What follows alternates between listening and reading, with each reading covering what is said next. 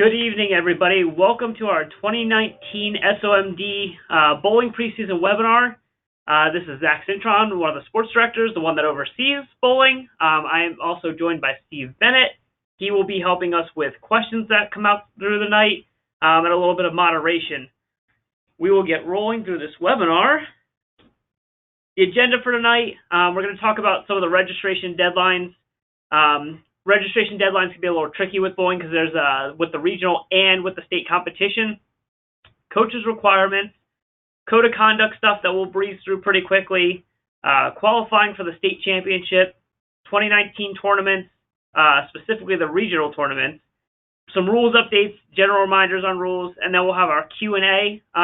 We will also have a few of those back-end slides that you guys are used to in the preseason webinar that has athlete, medical, registration kind of stuff, coaches, forms, all that kind of stuff. We'll hit those at the end of the night as well.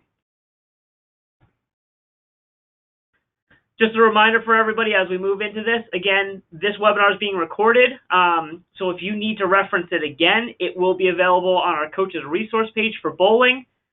We will have the link for that ready, and we will also send it out in a big bowling email. Additionally, if you have questions, remember, using the GoToWebinar system, you can either type in a question and we will see it there, or you can raise your hand and we will open up the line for you to ask a question. More than likely, we will open up the line for raised hands when we get to our question section. And even for the typed in questions, we will probably hold off until then unless a question is extremely relevant to the topic that we're hitting at the moment. So the first big reminder off the top, again, no athlete or volunteer can participate in any manner in any sort of Special Olympics programming without a valid medical or the volunteer application completed. Again, this is a safety thing for you, for the athletes. We want to make sure everyone has all their stuff on into the office here so we can make sure if there's anything that comes up, we can help you guys take care of it. Bowling-related deadlines. These are the major deadlines that you want to remember going into the season. The first one's going to be the training registration deadline. That's your deadline to get all your folks in that are even just coming to practice. They may not all be going to competition, but anybody that's practicing or working with your program for this season, we want to have in there. The last date for missing forms to be submitted to HQ here is 10/3. I know that week is a busy week for forms as well. If you are also having athletes for teams or other things going to Fall Fest, there's also a registration deadline in there as well. So please remember that the bowling one is 10/3. And so those forms that need to be in by that day need to be valid through December 8th when the championship is. That is not just valid through the regional tournament, it's through the state tournament. And then the competition registration deadline, the regional deadline is 10/17, and then the state championship is 11/28, and the championships one will be after we announce who has been selected out of the draw for state championships. So here's a little bit more of an expanded timeline for the bowling deadlines and summaries. We talked about that 9/23 training registration deadline. The last day for forms to be submitted, again, is 10/3. And then we also have that deadline of 10/7 as the last day to inform our office of any significant increase of bowlers for regional tournaments coming up. Again, I'm not going to say that we are at capacity for bowling regional tournaments, but we are definitely in range of capacity. Bowling is obviously one of our most popular sports. We have the 4 locations for the regional tournament, but we want to make sure if there's any major changes in your programs, in your delegations number-wise, that we have an idea so we can potentially accommodate as many as we can as we approach a hard number there for our capacity. 10/17 is that competition registration deadline for regionals. 11/5 is going to be the pre-competition webinar for the regionals. You can get the link right there off of the PowerPoint, but that is also on our coaches resource page as well. And then 11/10 is the regional bowling tournaments. 11/12 right after. That Tuesday is typically the day that we do the draw for who will be going to state championships. Again, a reminder for the draw, all gold place winners move on, and then there's always a group of silver second place medalists that we take, and then there's a wait list. So again, the Tuesday after regional bowling tournaments, we will do the draw, and you should be getting that information. On 11/28 is that registration deadline for states. 12/3, which typically that first week in December is our state bowling tournament. It got bumped back a weekend this year, but 12/3 is the state pre-competition webinar. Again, the link is there or on our coach's resource page for bowling. And then 12/8 is our state bowling tournament. Again, another thing that we want to stress, especially with those registration dates, is work with your area leadership. Those are our registration deadlines too. Your regional or area leadership may require you to put in scores, registration information a couple days prior to that so they can get it into GMS. That's always a big thing to remember, that the dates that we give out are the state office dates, but again, your folks in your area need a little bit of time to get that information into GMS as well, so they may require a few days earlier. Please check in with them to find out what their dates that they want everything in. Again, moving through with area leadership, work with your area leadership to find out what athletes potentially need new medicals, what coaches potentially need updates for their various certifications, and who may need new ones on top of that. Again, we would like everybody to have that stuff in before the season. It needs to be in before that missing forms deadline. So work with your area leadership, and they will help you take care of that. Going into coaches' requirements. Again, all coaches of Special Olympics athletes, teams, programs must have the following clearances, certifications prior to starting the season. Or worst case, again, we don't want to play it up to the last minute of that missing forms deadline, but you do have the opportunity up to then. Again, the most important thing right off the top is that Class A volunteer application with the background check and screening. If they are under 18, there's a different minors form that is doable for them. It's more of a recommendation form, and it'll have some references that they need to put on there.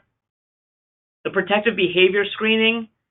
Also, depending on your coach's level or volunteer's level, a concussion training, and then coaching Special Olympics athletes, which is also CSOA. Additionally, for head coaches, along with everything else we just mentioned, they also need the sports-specific training. We've held 2 for bowling this year. Right now, we are not planning to hold any others in person. There are online opportunities, but head coaches do need that. And they're all valid for 3 years once a volunteer gets those things. They will have to renew all those things in 3 years, but they last for 3 years on all of the above. This is a very good chart that Janet Larimore put together in Howard County, and we've been using it for absolutely everything because it's a really good visual representation of our volunteer progression system. Again, it shows you that very base general volunteer level needs that Class A volunteer application / background check and the protective behaviors. If you have somebody that is going to be a sports volunteer, that's going to work more with your team on a week-to-week basis. And one of the examples that we have in here is a sports coordinator, but a perfect example for bowling is somebody that is a ramp assistant. If you have any assisted ramp bowlers, those folks are the prime example of a sports volunteer. On top of the volunteer background check and the protective behavior, those folks need the concussion course as well. I also recommend the concussion course for almost everyone. It doesn't hurt to have. It doesn't take that long to do, and it's a great tool to have in your pocket. Even if you're not at a Special Olympics practice or at another sporting event, you never know. Concussions pop up way more prevalent nowadays, and if you can help somebody out, it helps everyone. Moving into that assistant coach level, the next thing that they need to have is coaching Special Olympics athletes. We are offering a course here, I believe on the 17th. If you are interested in registering for that, it's on the coach's resource page, and or you can reach out to myself or Steve Bennett, and we can help direct you there as well. I believe we still have a few spots left for that. And additionally, you can take that online as well. And then finally, for that head coach spot, there's that last step of that sports-specific course, which is either an in-person training, which we've offered 2 of this year, or there are some other online options if you choose to go that route. The final one is an advanced coach level. And the last thing is Principles of Coaching course. Realistically, that level is more for folks that are going on to national games, world games, national invitational tournaments, stuff like that, that are that next level outside of Maryland. That's when that comes into play more often than not. Code of conduct. We are not going to read through every bullet point here. I'm sure most of you have read this. You all should have probably have read this at some point. But most of you guys know the gist. Again, respect for others. That includes everybody at practice, your other coaches, your fellow volunteers, athletes, families across the board, facility folks. Ensure a positive experience. Of course, we want our athletes to have a really good experience while they're out there. And not just our athletes, families, again, other volunteers. We want everybody to have a really good experience. Act professionally and take responsibility for my actions. You know, you guys are leaders of your teams, of your delegations, of your programs. At the end of the day, a lot of people look to you for leadership and how to take cues of how to act themselves. So that's always a big one. Quality of service to the athletes and unified partners. Obviously, again, this ties back into the experience. You know, giving a good experience for athletes and unified partners is one of the biggest things that we all shoot for. And then health and safety of athletes and unified partners. Again, we want our athletes and unified partners to participate in a safe, competitive environment. And at the same time, we want to make sure we have everything put together so that they can be healthy and safety in every means necessary. I will note one thing that falls under this is also having medicals for all of your athletes, you know, at practice, at competitions, no matter where you are. If you are with your athletes, again, please have medicals with you. If an incident arises, even if there are digital copies available, it's a lot easier to pull a physical paper copy that you have printed already and turn it over to, you know, medical services that may be on site for practice, competitions, or what have you. And the other thing there is, again, you know, like the code of conduct, we have that listed there for the coaches. We also have, as needed in referencing, we have spectators code of conduct, families code of conduct, athlete and unified partners code of conduct. So there's a lot of those things available, again, just to make sure that everyone's on the same page. And as Zach mentioned, that we're all there to have a positive experience and work together for the best outcome possible. So all of those things are available to you. Thanks, Steve. Going into qualifying for the state tournament, bowling's a little bit different than our usual setup. Most sports have the 2 qualifying tournaments set up for qualifying for the state tournament. Bowling's a little different. Again, got to have those 15 game averages prior to the regional tournament. Again, that could be any combination of at other tournaments, from league play, or just practice sessions. You know, if your athletes bowl three games in a practice session, 5 practices, and you are there. Again, to qualify for the state tournament, you must compete in the regional tournament, and then after the regional tournament, must be selected to advance from the regional to the state event. Again, all gold medalists at the regional tournament will advance. Some silver medalists from the regional tournaments advance. And then additionally, we do have a wait list that we pull if people move out of the silver medal slots that we've already picked. Again, other pieces for qualifying for the state tournament. Again, you got to meet all the training and registration requirements and the deadlines for any competition that you're going to. And then all coaches must have all their certifications and paperwork completed by that deadline that we talked about, the last day to submit forms. Head coaches as well. We'll remind you that we started at Summer Games that each team needs a head coach as part of the delegation to be eligible for state games. So again, doesn't matter if you have 3 bowlers, 30 bowlers, or 300 bowlers, you just need one head coach with those credentials to qualify for state games. And again, you got to compete at the regional bowling competition and have that 15 game average prior to the regional competition. Where are the regional bowling tournaments? Most of you probably know at this point, the main locations are Frederick at Terrace Lanes, Gaithersburg Bowl America, Ellicott City, that is no longer Brunswick Zone, it's actually Bolero, it was taken over recently, and then Glen Burnie, which is Bowl America as well. The teams that'll be at each site are listed here. This is the list that we had last year. Again, it is the tentative list moving forward into this year. It has a chance to change, and if it does change, we will let you know far enough out that you have time to plan to get to that other site. Here's just some numbers for you based on entries into the 2018 regional bowling tournaments. It gives you an idea of singles and traditional bowlers for doubles in each area, and the unified teams for them as well. We've had a little bit of a bump in each grouping, which is always good. But again, like we've said at the outset of the webinar, we have that date on 10/7 to submit anything if you have a big growth in your program, that you have more bowlers coming in, just so we know that we can try to accommodate as many as possible. That date is hugely important that you'll see on the side. Again, if you have any spikes in participation to report on October 7th, please send it to me. My email is there. My email is on the website. My email is at the end of this webinar. My email is quite a few places. So if you need it, I will even send it to you as well. What events do we offer for bowling? Again, same events. We haven't changed anything up. We offer singles, traditional doubles, 2 athletes on a team, and unified doubles, 1 athlete and 1 unified partner. Again, we offer ramp bowling as well. But a reminder for ramp bowling, we do division them in with other competitors/teams at the same event.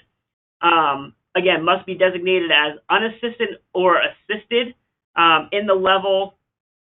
Assisted ramp bowlers must have a designated bowler assistant provided by the bowlers program. We'll talk a little bit about that in depth coming up with the rules reminders. And again, those bowling assistants as well must meet all the same requirements as any other bowling volunteer. And when we went through that chart that Janet Larimore provided for us, again, sports volunteer is the level that we are looking at certification-wise for assistance for ramp-assisted bowlers. Here's some rules reminders. Again, the handicap, we haven't changed this. Again, it's based on 100% of the difference of the bowler's average and 200.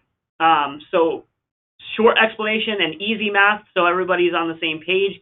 If your bowler bowls a 150, their handicap is going to be a 50. It's the difference of that and 200 essentially. Number of games at regional and state competition. At both the regional and state tournaments, all bowlers will bowl 3 games. If this isn't typically what you're doing at your bowling practices already, if you start with 2 games, you want to work your way up as we're coming to the regional state competitions to getting those 3 games in, so your athletes are accustomed and conditioned, quite honestly, to bowling 3 games. Bowling 3 games can be a long day and a lot of bowling, so we want to make sure that all of our athletes are prepared to bowl all 3 games. Alternating lanes, this hasn't changed. We've done this for as long as I remember, as far as I know. And again, the games are played on the 2 lanes a pair immediately next to each other. And bowlers should be trained to expect this progression of switching at both the regional and state tournaments. At the tournament chair's discretion, and only under extreme circumstances, alternating lanes may be suspended. I don't know if we've ever run into that scenario, but in that case that the tournament director would make that decision, we would let you all know as soon as possible. Fouls and the foul line violations will be called at all leagues, regional, and state tournaments. It can either be called by the automatic detecting device and or a tournament official. Bumpers, no bumpers. We don't do bumpers. Most of you guys know that.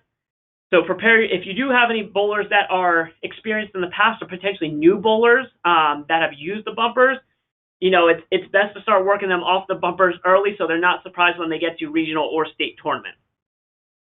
Some notes on lane courtesy. We won't go through all of them. Again, if a bowler's about to bowl in the adjacent lane, train your athletes to let them bowl and then they can approach. And you guys know most of the deal for lane courtesy. Again, they're all on the slides here if you need to revisit. We're not going to go through all of the lane courtesy here. Alternates. This is a topic that comes up every now and then as a question. A bowler who's registered for singles may also be registered as an alternate for a doubles event. That doesn't mean that they can bowl that same event on the same day. Obviously, you can't bowl singles and doubles at the same time. You'd have to be in two places at once. Not possible for most of us. But in the event that you have a doubles team, somebody does not arrive for that doubles team, and you want to switch somebody from a singles to a doubles event, you may do so as long as they are pre-registered as an alternate. Coaching. Coaches are not allowed on the lane during competition. The area around the scorer's table and where most of the athletes are seated is what we're talking about. That is considered the lane. That is where coaches are not allowed. Coaches can provide coaching advice from the spectator area. Again, if your athlete comes up for advice or you're talking to them, that is fine. The athlete can also not leave the area where the bowlers in the lane is, but they can come up to you and you guys can kind of talk over that barrier that most bowling alleys naturally have there. With that said, it cannot result in a delay game. Otherwise, a penalty will be incurred on that athlete. Ramp bowling and assistance. One thing that I will say for ramp bowling and assistance, we are hopefully going to put together a short video this year for everybody to put on our coaches resource page to give a little bit more detailed and visual details on ramp assisted bowling, the do's and do nots, cans and cannots of ramp assisted bowling. We've come to some issues where the understanding of how communication works for ramp assisted bowlers specifically isn't in line with the rules, and we've had to DQ some folks for that. We're trying to avoid that and arm you with as much knowledge as possible. Again, bowling ramps may be used by bowlers who do not have the physical ability to bowl the ball with their hand or multiple hands with the two-handed throw. The athlete must be able to provide force to the ball to move down the ramp. You can't have an assistant being the one that is pushing the ball itself. The ramp must be set by either the athlete or at the discretion of the athlete with the assistant. So the assistant is getting directions from the athlete to move the ramp. They're not lining it up for the athlete to then bowl from there.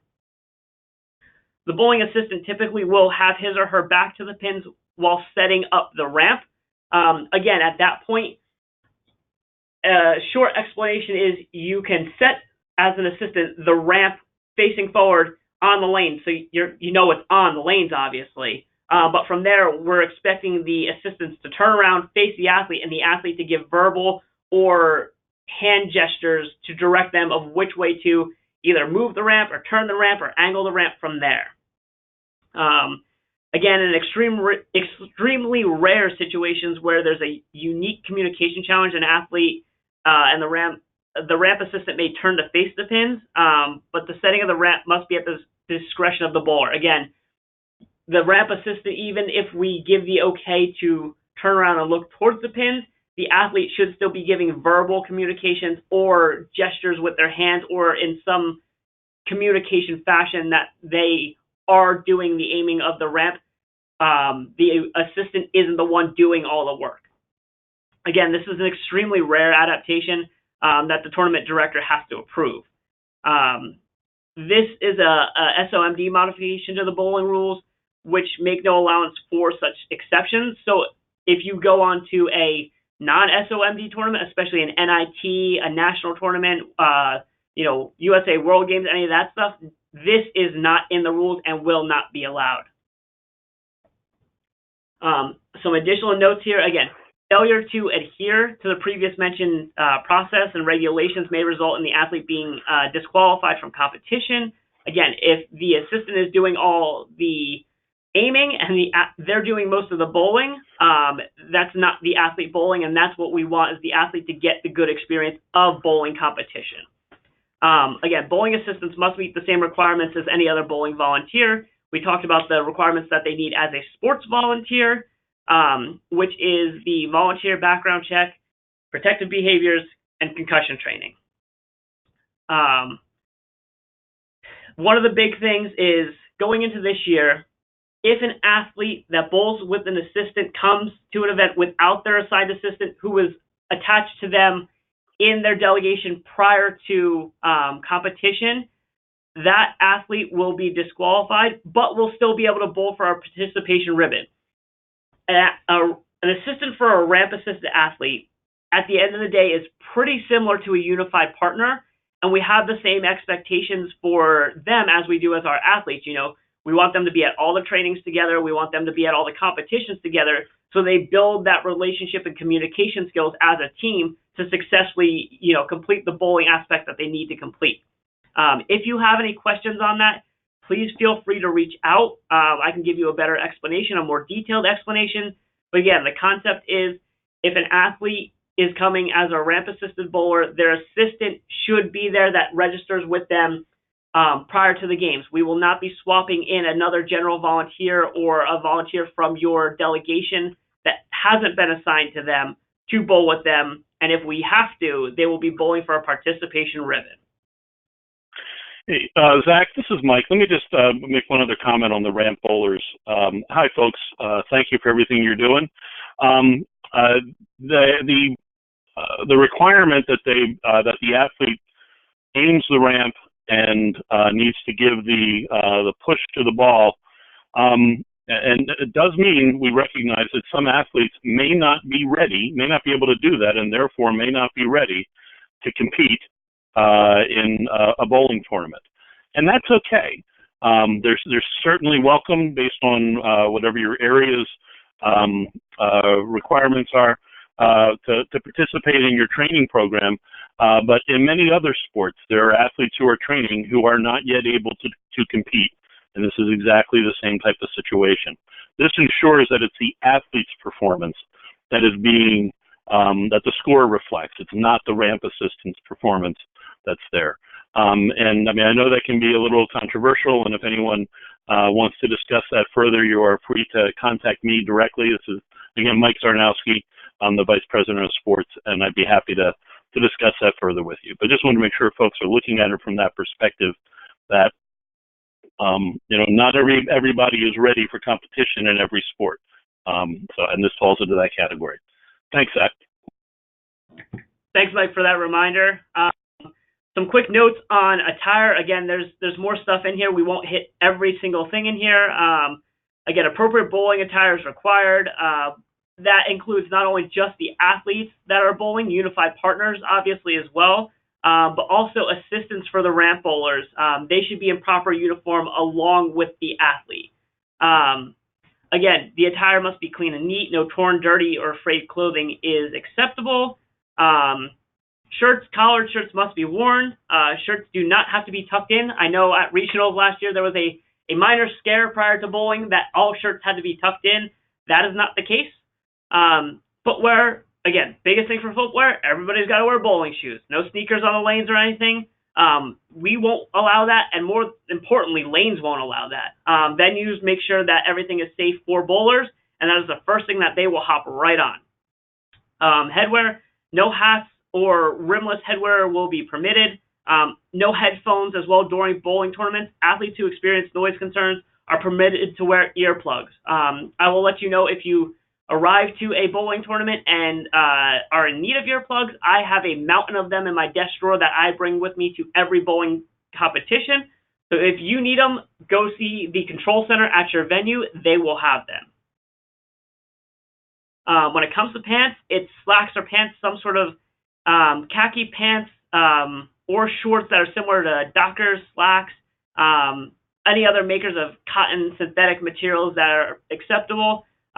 Inappropriate slacks, pants, shorts are included. Cut-off shorts that are over 3 inches above the kneecap, no jeans, no sweatpants, exercise pants, no leggings or spandex forms of kind of shorts, pants, boxer shorts or shorts that look like boxer shorts worn as outerwear, clothes that leave any sort of undergarments exposed. Again, khaki pants are always your safest bet. Don't have to be khaki. They can be olive. They can be black. They can be gray. They just need to be a dressier form of pants.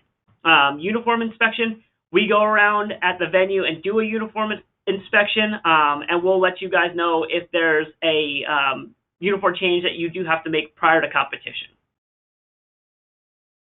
One thing, this is Steve Bennett. Inevitably, at every bowling competition I've ever been at a state level, there's been someone who's shown up with the improper pants or missing a shirt. I know there's several counties who actually purchase additional or bring from their stock at their county office to have backups on site. So again, really drill that in to anybody who may be transporting the athletes that if they're not coming with you as the head coach, that the family understands that they must show up appropriately with the appropriate attire. So again, we're not in the business to disqualify anyone. That's not part of the job any of us like to do. But if we have to, we will. But we're hoping that you guys and the families can work that out so that we don't have those issues at either the regional or the state championships. All right, so that concludes our major presentation portion of it. We'll have some of that housekeeping and stuff on the back end, but we wanted to open it up in this middle section here for any questions that you may have. Along with that, on this page here is the coaches resource page. Do need to change that link because this is not cycling. We want to change that one to bowling, and it'll be updated for the slide deck that will go out tomorrow. If you have any questions, again, for bowling or cycling, you can come to me. My email is there, along with Steve, who's overseeing some other sports. We do have another sports director coming in, which you'll get the name soon for that, and the contact information that'll take over golf, powerlifting, and long-distance running. And as always, for flag football, tennis, and soccer, Melissa Anger is your go-to. And I really want to emphasize the coaches resources page. Again, apologize for the error there. When we send out the slides and publish it on the resource page, it will direct you directly to the bowling portion of the website. With this being said, this is something we've instituted a few months ago, and we've received a lot of positive feedback from those who have gone to the website. There's no password, username, or anything like that needed. It's right on our main page. SOMD.org. You can go there, click on coach. There's a drop down, coach's resource. You'll click on that and you'll see where you can go to check on different sports. The one thing I also want to emphasize on that is if you find something that you're looking for, or if you don't find something that you're looking for, please notify us. Again, our job is to help you guys and provide information to you. If there's something that you think would be valuable to be added to that coach's resource page, please let us know. We're constantly getting feedback from other coaches in other sports. And again, we want to make sure that you have all the important documentation and information that you need to help you be successful throughout the season. So again, I just reach out to Zach and say, hey, I had an idea, put this on there, or just give us your feedback. And we appreciate that. Great question that came in from Katie. Katie asked about, she has an athlete that can't wear earplugs, just won't put the earplugs in the ears. In past years, they have put in a spot in the comment section for that athlete stating that, and there was an inspection check of a hearing device that was checked prior to competition. Again, if you have any concerns like that, please put it in the comment section for your bowlers, and we will touch base with you, or reach out and email us. We are more than happy to consider an accommodation like that, as long as we know. If you show up day of an event and we had no prior understanding of it, more than likely we won't and cannot approve it. But if you let us know ahead of time, we can definitely have a conversation and talk about those things and take care of it.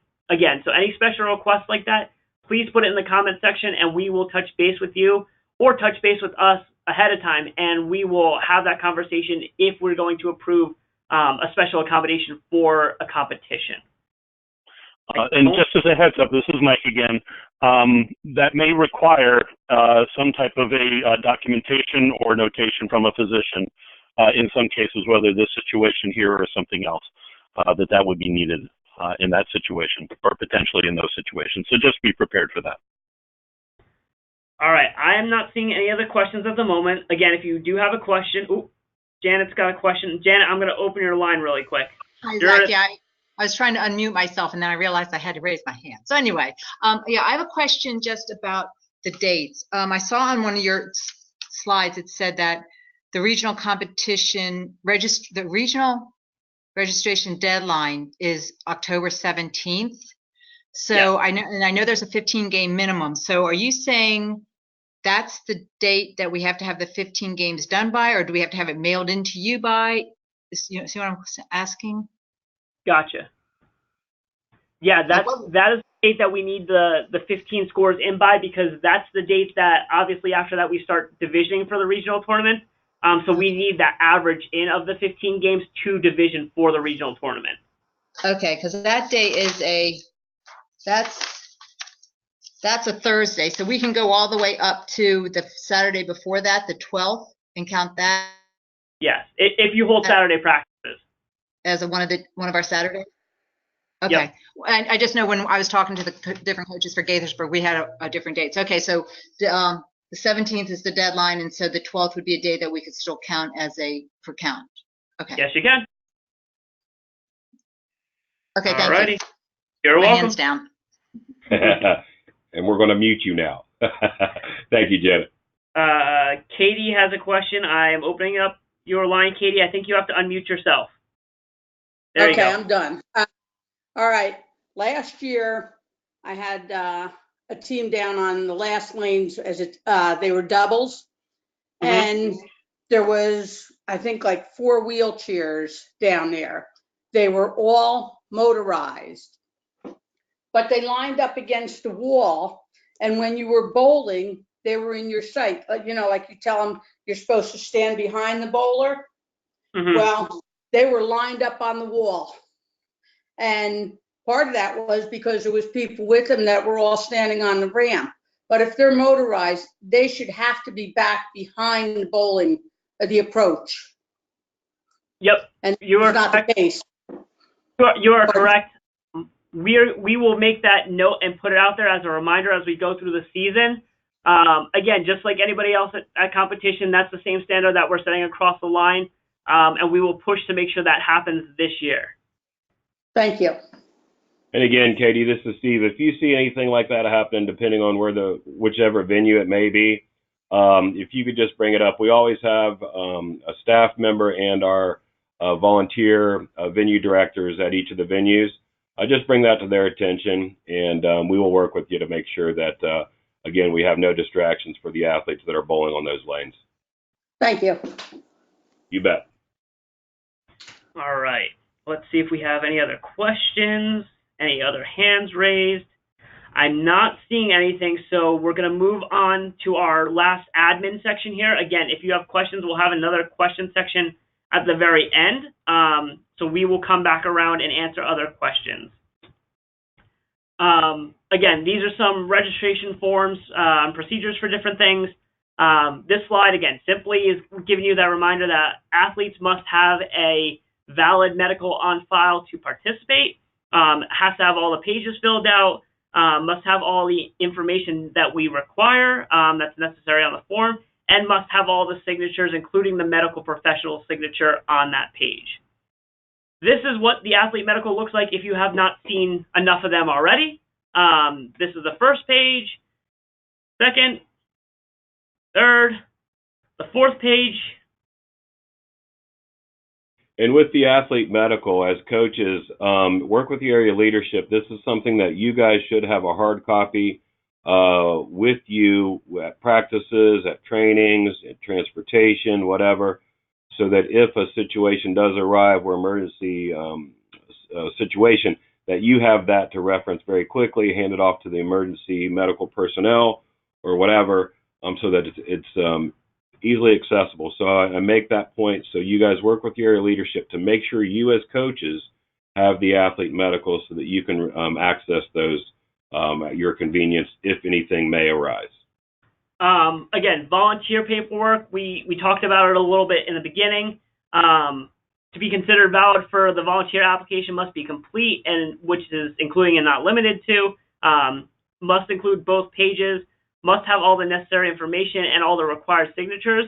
Again, a reminder for those that are minors that are going to be volunteers, they need to do the regular volunteer app plus the minor volunteer form.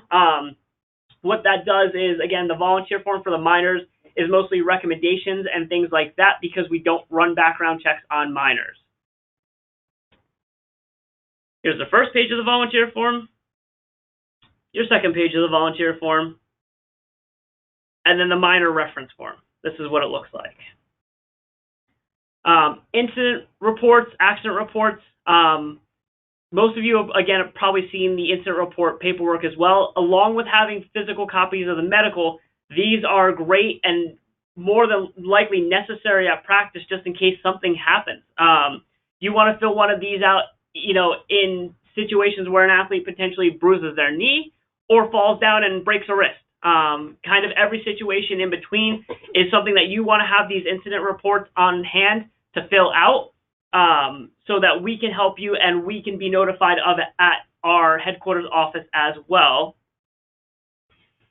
And with this, as Zach mentioned, in emergency situations, try to get as much information as you possibly can before they depart.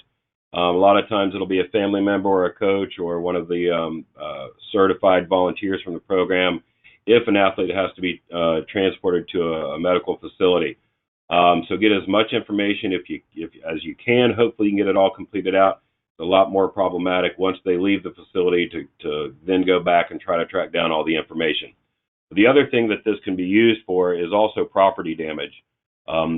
If something happens where someone's walking in with their bowling ball and bag and it slips out of their hands and they break one of the glass doors walking into a venue, that's property damage. So that's an incident. So it's property damage and or bodily injuries. So I just want to make that point as well. And we will have this on the coach's resource page for your access, and also your area leadership has copies of that as well. All right. Bowling key forms. Again, sanction forms are very important. If you are hosting your own competitions or tournaments, please make sure to send in a sanction form to our office, to me specifically, or Steve Bennett. You can fill this out and then have your area director sign off on it. If your area director wants to fill out the whole thing and then sign off on it, that's acceptable as well. But if you can get this in 30 days prior to a competition, that's the best scenario, because then if you also have other areas that are welcome at your competition, we can let them know and they can figure out if they want to make it or if they can make it. And on top of that too, it gives us a chance to kind of look at our availability to come out to support you guys when we have the time. Myself, I like to get out there as much as possible. If we know 30 days in advance, we try to get out there to support you guys as much as possible. And then we've hit our second question slide. So if you are interested in asking another question, this is your shot, at least on the webinar. If you have a question that pops up tonight or tomorrow or 2 weeks from now, 2 months from now, feel free to email us, let us know. Again, if you have any accommodations or things that need to be answered of that sort, again, reach out to us and we can let you know on that front as well. While we look for any last-minute questions here, as Zach mentioned, we have hired a new sport director who will be overseeing some of the fall sports here, as listed, replacing my name, Steve Bennett. I'm always available to anyone, obviously, but I wanted to introduce or inform everyone. His name is Ryan Kelchner. You might have run into him at some of our previous competitions and other fundraising events. He just completed his AmeriCorps contract with us, working in the Volunteer Services Department and working with the Western region of Maryland. So again, once you see him, and he will be making his introductions throughout the season, throughout all our events, but I do want to let you guys know, if you see Ryan Kelchner's name, he actually will start officially in this position tomorrow. But again, just to let everyone know, we're pleased to have him. He's a great addition to the team, and he's here to serve you guys as well. It does not look like we have any questions at this point. Again, if you have any after this, please feel free to email us. But most importantly, we just want to thank you guys. At the end of the day, a lot of you guys are pulling double duty on multiple sports. And even if you're not for bowling, bowling's a doozy. Bowling's a big sport and a long season.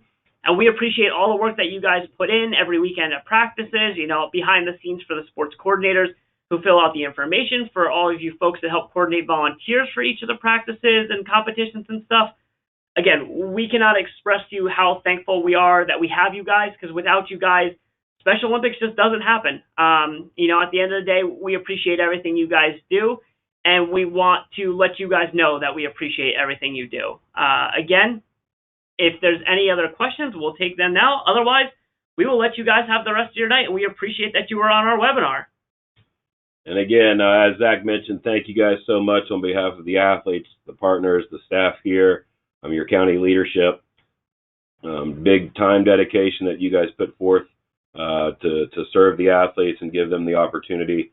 And again, thank you and good luck for a great season coming up, and all the best. Have a great night, everybody, and we will see you bowling very soon.